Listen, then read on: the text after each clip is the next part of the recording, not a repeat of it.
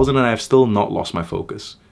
How did I get here from a guy who couldn't even meditate for more than 46 seconds straight? Meditate almost every single day of your life.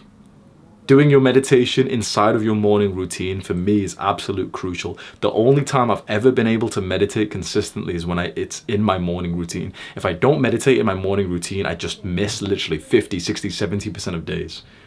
The second thing is to destroy these distractions which are seeping away at your focus. You know, my phone has been on silent and do not disturb mode for over 3 years straight. Think about that. My phone has been on silent and do not disturb for over 3 years. If I get a new phone, it's automatically, I'll put it in that setting and it just does not come off that.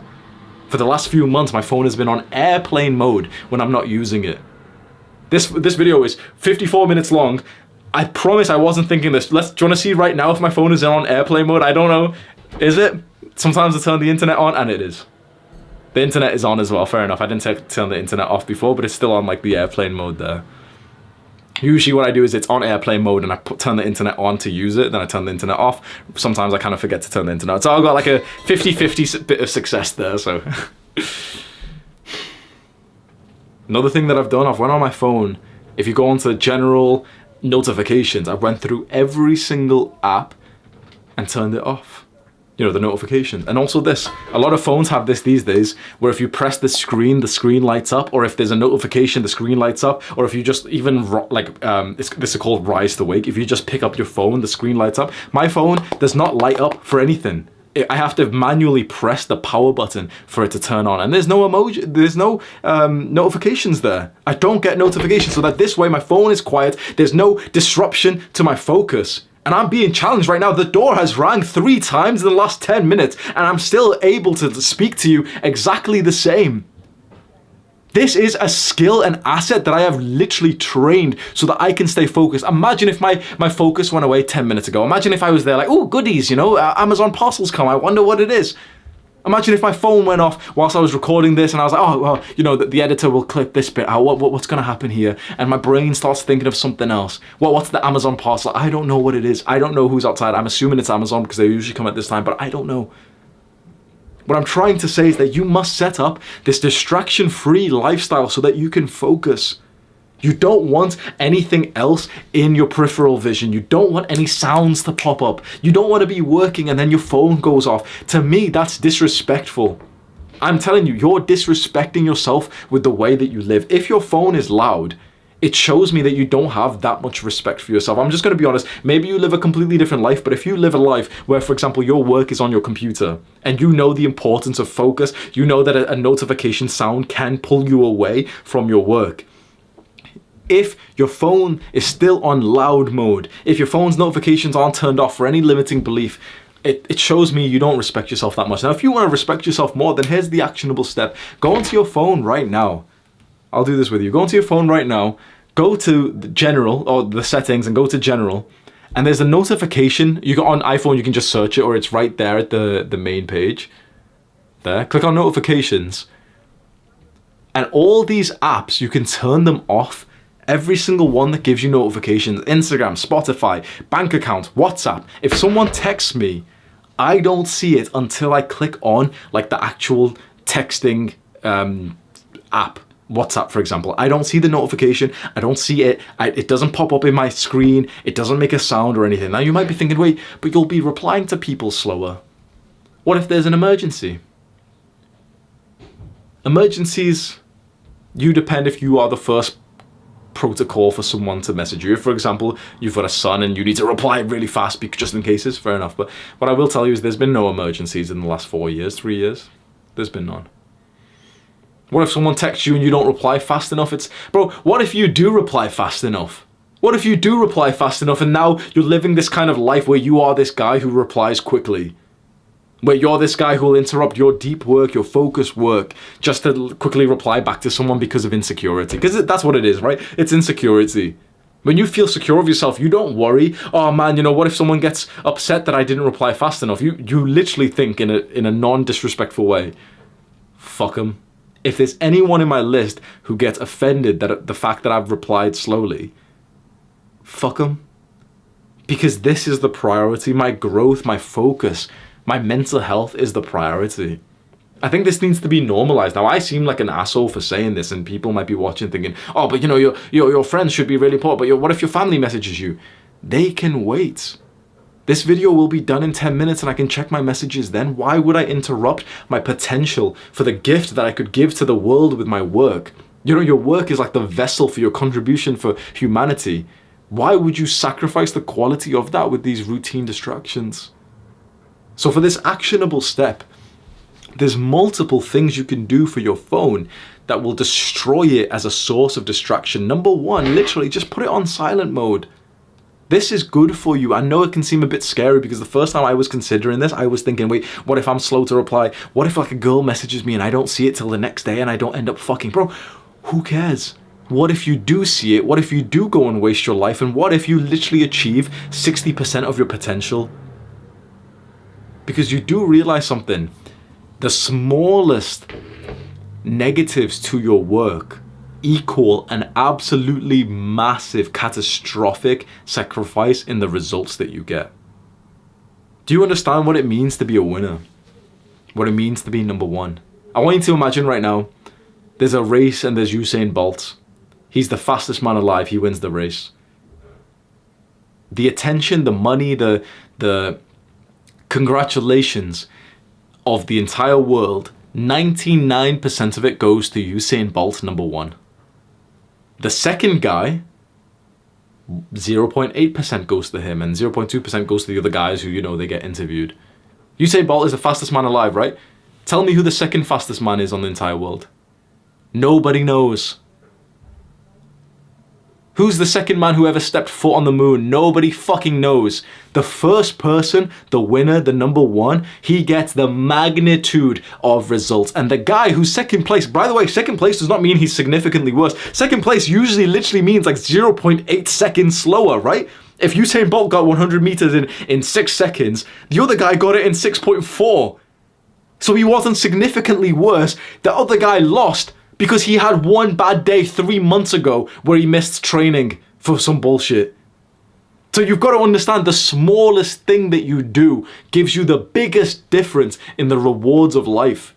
Because if my business is 1% better than yours, that doesn't mean I'm going to get 1% more money. It means I'm going to get about 2-3 times more money than you. If my business, if my YouTube channel is 5% better than yours, I will get to 1 million subscribers and you will genuinely be on more like 50K. That's the difference the last 5% makes.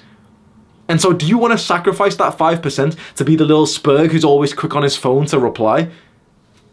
Or would you rather secure that 5% and piss a couple of people off who are thinking, oh man, Hamza doesn't reply quickly, but they like you more because you're successful?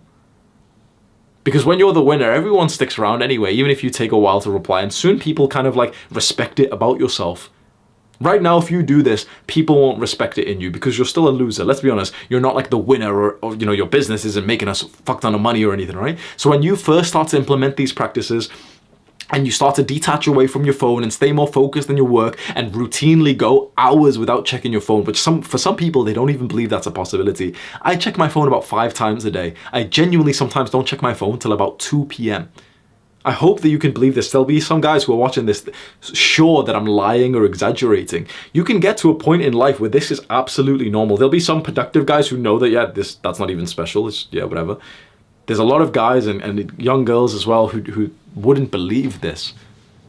This is the difference between you securing that extra 5% of your potential, and that 5% genuinely equals more like making an extra few $100,000 per year.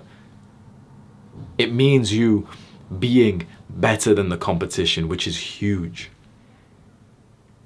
It's all in that last 5%, and this is where that focus comes in. This is where that text that distracts you from your practice is unacceptable. You are watching videos like this because you want to be a winner. You don't want to be a normal person, bro. Do you think top tier athletes have their phone on loud when they're trying to practice? Do you think they take little phone breaks, or do you think they try their absolute best to get into the state of flow, to get into the zone? Do you think, imagine a power lifter, he's about to go hit the deadlift competition. Do you think he's there checking Twitter quickly? oh, what's Tate said on Twitter? What's happening with the case? Do you think he's thinking that? Or do you think it for the last 10 minutes, he's has his phone, like he's got his music on, for example, and he's literally just tuning into it, getting into the flow state. This is what you see with every top performer. Now, you might not want to get to this world-class level, fair enough, because you've got to sacrifice a lot for that. But you can see what the best guys are doing, and maybe you want to model some of those things.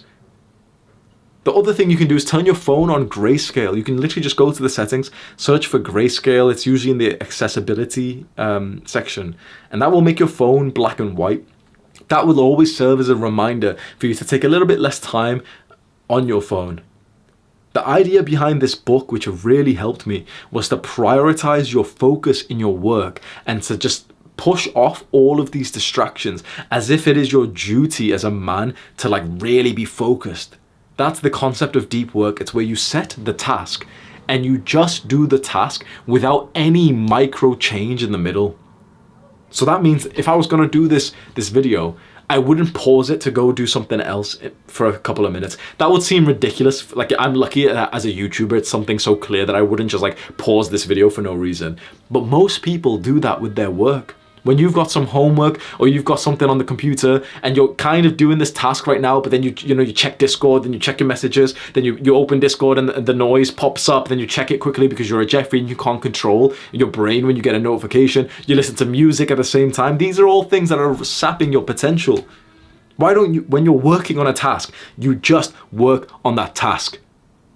And then when the task is done, go and check all the messages, go and listen to the music, go on, reply to your Discord friends, absolutely fine. But when you're doing the task, you focus on the task.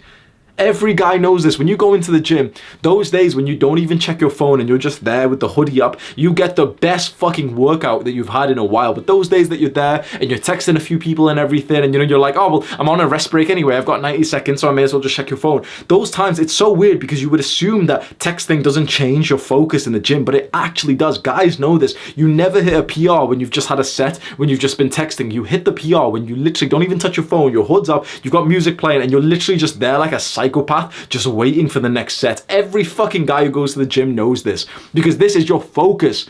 Why would you sap your potential as a man for this accomplishment, this beauty that you could create and you could contribute to the world just to quickly check your messages? It's an addiction and it's weakness.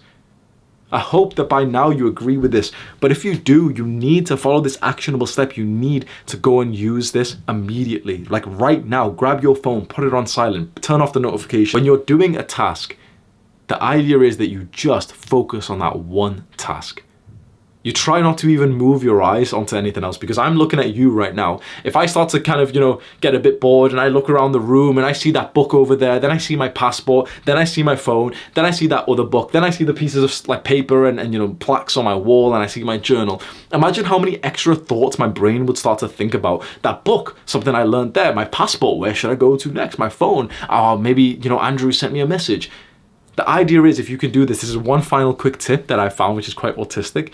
Specifically, don't move your eyes off the task, off the screen. Like athletes say this, keep your eyes on the ball. This helps you stay focused. If, for example, you're usually working on your computer, try for your eyes to not move away from your computer for literally 1 to 2 hours. You literally just look there. You don't even move your eyes slightly to the phone or anything. I keep my water bottles in the exact same place, so I can literally be focused on work and I can grab water without even looking for it and start drinking it while still like looking at the screen. This seems autistic, it seems stupid, it seems like, an exaggeration. It's working for me.